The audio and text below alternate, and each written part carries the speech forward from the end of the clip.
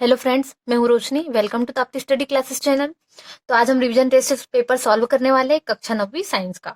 इसके पहले मैं इसके सारे ऑब्जेक्टिव्स और अति लघु उत्तरीय प्रश्नों के सॉल्यूशन डाल चुकी हूँ। तो अब मैं इसके डालने वाली हूँ लघु उत्तरीय प्रश्न क्रमांक, जो कि है प्रश्न क्रमांक 10 से लेकर 14 तक। तो चलिए हम स्टार्ट करते हैं। तो हमारा फर्स्ट जो 10वां नंबर का क्वेश्चन है किस प्रकार है। तो हमें प्रश्न क्रमांक 10 किस प्रकार दिया गया है। पहला है लाइसोसोम को आत्मघाती तहली क्यों कहते हैं, और इसके अथवा में है रिक्तिका के कोई 3 कार्य बताइए। तो मैंने यहाँ पे क्वेश्चन सॉल्व किया है, लाइसोसोम को आत्मघाती थैली क्यों कहते हैं इसका। तो मैंने यहाँ पे लिखा है लाइसोसोम कोशिका का अपशिष्ट निपटान तंत्र है।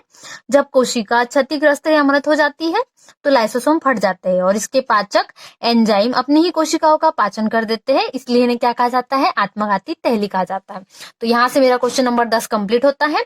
अब हम पढ़ेंगे क्वेश्चन नंबर 11। तो हमें क्वेश्चन नंबर 11 किस प्रकार दिया गया था। हमें दिया गया था निम्नलिखित के रासायनिक सूत्र लिखिए। तो हमें दिए थे options magnesium chloride, calcium chloride और कॉपर नाइट्रेट। और इसके अथवा में हमें क्या दिया है कि निम्नलिखित सूत्रों द्वारा प्रदर्शित यौगिकों के नाम लिखिए। तो हमें K2SO4, CaCO3, KNO3 दिया था। तो हमने इसके लिए पहला क्वेश्चन सॉल्व किया है। तो मैंने मैग्नीशियम क्लोराइड का संकेत लिखा है MgCl2 और कैल्शियम क्लोराइड का संकेत लिखा है CaCl2। और इसी प्रकार हमें तीसरा दिया गया है कॉपर नाइट्रेट। तो इसका संकेत मैंने लिखा है CuNO3 का होल ट्वाइस। तो यहाँ पे हमारे तीनों रासायनिक सूत्र और कंप्लीट होते हैं और क्वेश्चन नंबर 11 भी यहाँ पर कंप्लीट होता है। अब मैं अग्रसर होती हूँ क्वेश्चन नंबर 12 की ओर। तो अब प्रश्न क्रमांक 12 हमें क्या दिया गया है, किसी भी पदार्थ की अवस्था परिवर्तन के दौरान तापमान स्थिर क्यों रहता है, और इसका अथवा है पदार्थ की तीनों अवस्थाओं में अंतर स्पष्ट करे। तो जैसा कि मुझे इजी जा रहा है कि अंतर स्पष्ट करूं पदार्थ की तीनों अवस्थाओं में, तो मैंने ये क्वेश्चन सॉल्व किया है और इसके लिए मैंने इस प्रकार डिवाइड करा। तो मैंने यहाँ पे इसके लिए पहले गुण लिख लिए। तो मैंने इसको 4 में क्वेश्चन में करा है। आप इसको क्या कर सकते हैं, 3 भी दे सकते हैं, क्योंकि क्वेश्चन हमारे लिए 3 अंक का है, बट मैंने एक एक्स्ट्रा दिया है। यदि आपको कोई लॉन्ग लग रहा हो तो आप उसको शॉर्ट में लिख सकते हैं। तो यहाँ पे हमारे लिए पहला है संरचना, इसके लिए ठोस में है इनके कणों की व्यवस्था कैसी होती है, क्रमित होती है। और द्रव में क्या है कि द्रव में कणों की परतें एक दूसरे पर से फिसल व स्खलित हो सकती है। और गैस का क्या है, गैसों के कणों में कोई क्रम नहीं होता, इनके कण कैसे होते हैं, अनियमित रूप से विचरण करते हैं। ये हो गई संरचना हमारी तीनों की। अब हम चलते हैं सेकंड पॉइंट की ओर। तो सेकंड मैंने दिया दृढ़ता। तो यहाँ पे दृढ़ता कैसी होती है, इनकी दृढ़ता सर्वाधिक होती है, ठोसों में मजबूती से आसपास जुड़े हुए होते हैं। और इनकी दृढ़ता कैसी होती है, द्रव की बहुत कम होती है ये। और इनकी दृढ़ता कैसी होती है, गैसों की नगण्य होती है। तो अब पढ़ते हैं हम तीसरे पॉइंट की ओर, संपीड़िता। आप चाहे तो ये 3 पॉइंट कर सकते हैं, या आप संरचना को इंक्लूड नहीं करना चाहते तो आप तरलता यूज कर सकते हैं, ये भी छोटा पॉइंट है। तो संपीड़िता कैसी होती है, ठोसों की, इनकी संपीड़िता नगण्य होती है। और द्रवों की क्या होती है, बहुत कम, और गैसों में होती है बहुत सर्वाधिक। अब बढ़ते हैं चौथे पॉइंट की ओर, तरलता। अब इनकी तरलता कैसी होती है, ठोसों की नगण्य। और बात करें द्रवों की, तो द्रवों की तरलता कैसी होती है, बहुत अधिक होती है। अब गैस पे चलते हैं हम। तो इनकी तरलता कैसी होती है, गैसों की बहुत अत्यधिक अधिक, दोनों की तुलना में गैसों की तरलता बहुत अधिक होती है, ठोस और द्रव की तुलना में। तो यहाँ से हमारा क्वेश्चन नंबर 12 कंप्लीट होता है, जिसपे हमने 4 अंतर देखे। अब आप इसमें 3 अंतर भी बता सकते हैं आपके अकॉर्डिंग।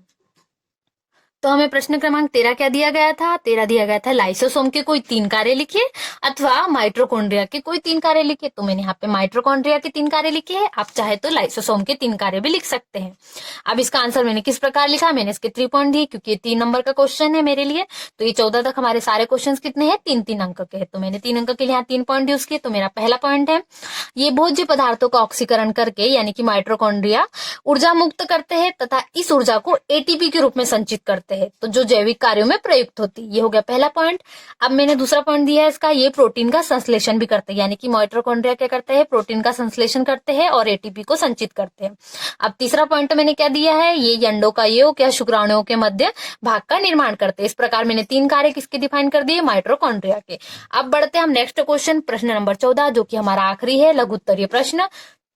तो प्रश्न क्रमांक 14 हमें क्या दिया गया था, हमें दिया गया था हृदय पेशी का चित्र बनाकर उसके लक्षण लिखिए अथवा रंध्र क्या है और रंध्र के कार्य लिखिए। जैसा कि हमें चित्र भी दिया गया था, तो हमने इसके लिए रंध्र का यूज किया है। अब हमने अथवा वाला करा है, रंध्र क्या है और इसके कार्य लिखिए। यदि आपको डायग्राम बहुत अच्छी तरीके से बनाना आता है तो आप हृदय पेशी का चित्र भी बना सकते हैं और उसको पार्ट्स को डिवाइड भी कर सकते हैं, बता भी सकते हैं। तो हमने यहाँ पे रंध्र का परिभाषा क्या है, पत्तियों की निचली सतह के छिद्रों को रंध्र कहा जाता है। तो ये हो गई हमारी रंध्र की परिभाषा, यानी रंध्र क्या है का आंसर।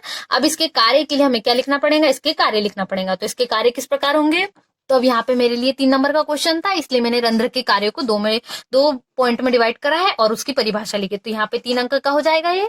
अब रंध्र के कार्य क्या होते हैं, तो हमने रंध्र के कार्य में पहला कार्य लिखा है, गैसों का आदान प्रदान करते हैं रंध्र। और दूसरा कार्य मैंने लिखा है वाष्पोत्सर्जन के द्वारा वाष्प के रूप में अधिक जल को निकाल देते हैं, मतलब ये जल का शोषण कर लेते हैं इस प्रकार वाष्प के द्वारा। अब ये हो गए हमारे क्या, रंध्र के कार्य। यहाँ से क्वेश्चन नंबर 14 हमारा कंप्लीट होता है। तो हमने सारे लघु उत्तर प्रश्न देखे, और नेक्स्ट वीडियोस के लिए और सारे रिवीजन टेस्ट पेपर के सॉल्यूशंस के लिए आप चैनल को तुरंत सब्सक्राइब कर लीजिए, ताकि हम आपको जल्द से जल्द प्रोवाइड करा देते सारे रिवीजन टेस्ट पेपर्स के सॉल्यूशन। चलिए आप सब्सक्राइब कर लीजिए चैनल को जल्दी से, ताकि आपको सारे नए वीडियोस के सॉल्यूशन मिल जाए। Thanks for watching.